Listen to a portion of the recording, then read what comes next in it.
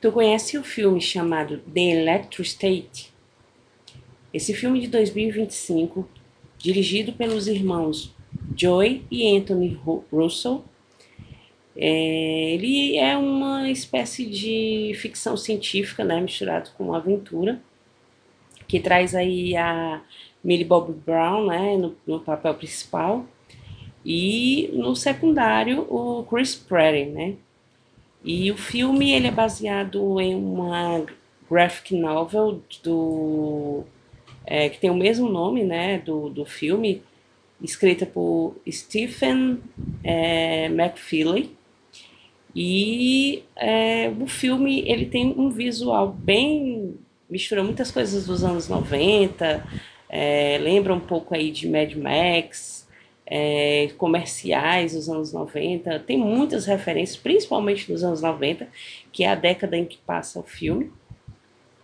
E o filme conta a história de um futuro distópico, né, quase pós-apocalíptico, em que uma menina chamada Michelle, ela acaba perdendo os pais e o irmão, né, num acidente de carro, e ela se vê aí obrigada a ter que ir para um lar adotivo, né, em que ela não é nada feliz. E um belo dia ela é surpreendida por um robô chamado Kid Cosmo, e ele fala para ela através de gestos, né, e falas já pré-programadas do robô, tenta demonstrar para ela que ele é o irmão dela, né? De alguma forma a mente do irmão dela, a compreensão do irmão dela está dentro daquele robô e pede a ajuda dela para que ache o corpo dele.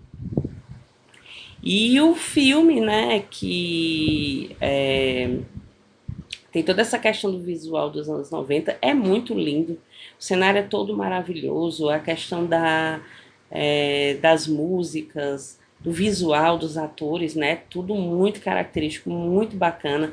Os robôs, eles todos têm um visual bem diferente, para lembrar bem bastante assim a questão da graphic novel, né?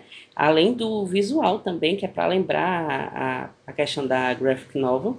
Os irmãos Russell, eles são muito conhecidos por terem dirigido aí obras como Capitão América, Vingadores. Inclusive tem uma referência dos Vingadores, né? Acho que lá por 53 minutos mais ou menos existe um local em que você vê um pôster, né, na parede dos Vingadores, assim como tem referências também de várias piadas dos anos 90, filmes, etc, né?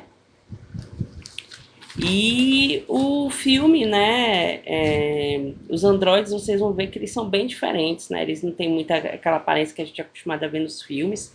Eles possuem grandes cabeças, de diferentes tamanhos, muito coloridos e tudo mais, que é justamente para ficar bem parecido com essa questão da graphic novel.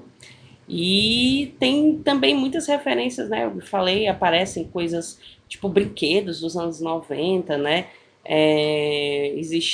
Passa muito aí a questão do Billy Bass, que era aquele peixe, né, que canta e balança a cabeça, a cauda. Eu lembro que minha tia tinha um, né, na parede dela, ela havia colocado na parede, e eu achava aquilo super fantástico, né, nos anos 90, eu achava aquilo uma super modernidade, e ficava encantada ali, vendo ele cantar ali por vários e vários tempos, né. E o Chris Pratt, né, ele também tá com visual, vocês podem até ver aí na imagem, né, ele com essa jaquetinha e tudo, lembrando bastante aí o personagem dele em Guardião das Galáxias, né, e também tem a questão da Millie Bobby Brown, que ela tá muito característica, né, bem dos anos 90 mesmo, aquele cabelão, aquele cabelo frisado, aquela franjinha, né, vocês vão ver, vocês vão achar muita coisa aí, quem viveu os anos 90 vai se identificar bastante, principalmente quando mostra o personagem do Chris Pratt, que é o Kitts, e o Kitts, ele tem uma prateleira, né, já que ele é um contrabandista cheio de produtos dos anos 90, né, e você fica ali encanado, você faz uma viagem por toda a década, né, com as coisas que ele revende, né, que ele vende aí, né, contrabando. O personagem, né, o Kitts, ele é um desertor, ele se afasta de toda a modernidade aí quando acontece a guerra dos androides, né, quando os androides começam a se rebelar contra a humanidade.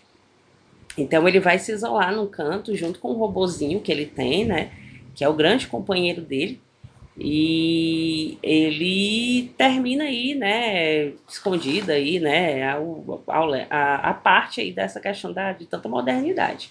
E o Chris, ele diz que se inspirou, né, num vizinho que ele teve, que ele disse que uma vez ele estava olhando pela janela da casa dele para o quintal, né, ele morava num conjunto habitacional, e aí ele viu uma cena muito inusitada desse vizinho dele, né, com a calça muito justa, com é, coisas de tigres, né, na calça, né, animal print que chamam, né, e ele tinha um cabelão, né, ele era louro e tudo mais, e ele estava com a guitarra elétrica na mão, pulando num pequeno trampolim, ele achou aquilo, assim, um absurdo, né, e ele fala que ele se inspirou bastante nesse vizinho dele para tentar fazer esse personagem.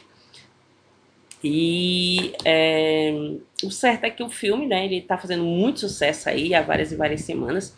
É o filme mais caro da Netflix, custando aí 320 milhões.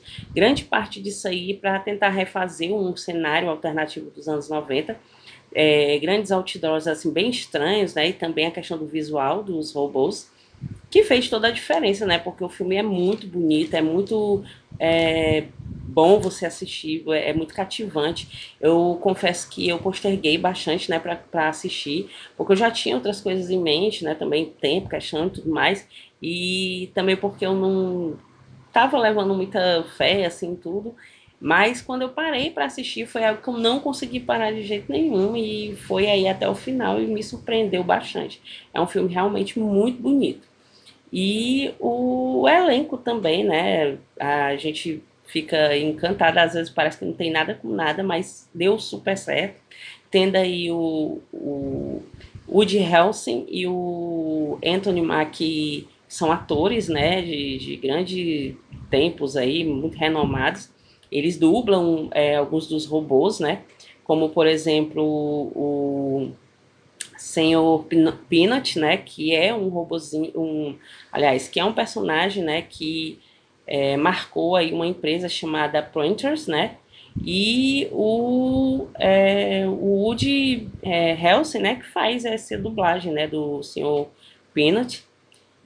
E o filme, ele também tem muito assim um visual que lembra Mad Max, né? Como eu falei aí no começo, algumas propagandas dos anos 90. Eu acho que vocês vão se tocar aí, quem viveu os anos 90 vai se tocar logo, né? Das muitas referências que tem. E o filme conta a história, como eu falei, de um futuro, né, distópico, em que a Michelle, ela tem um irmão chamado Christopher, e ela mora com os pais, né? Eles dois moram com os pais, eles são uma família super unida e tudo mais. E o Christopher, ele tem um QI além do normal, né? Ele é extremamente inteligente. Tanto que ele faz uma prova em que dizem, né, que o Einstein demorou não sei quanto tempo para fazer e ele fez em pouquíssimo tempo, né? Ele consegue aí demonstrar que ele tem uma inteligência além do normal. E ele não quer ir para a faculdade e tudo, ele que pretende ficar mais tempo com os pais, com a irmã, até porque ele só tem 14 anos, né? Mas a irmã vai lá e diz que não, ele precisa ir sim para a universidade, né? Tem que investir no destino dele e tudo mais. E nessa época aí, né, já tinha havido, né, a questão dos robôs, né, que já tinham se revoltado contra os humanos, eles já não estavam cansados de estar trabalhando e tudo mais. Então tinha todo um movimento para ser contra os robôs, né, para que não usassem mais os robôs, deixassem eles de lado. E eu vou passar aqui para a segunda parte para vocês, para contar, porque essa é muito grande, né, tem para falar sobre o filme. E eu vou voltar com a segunda parte.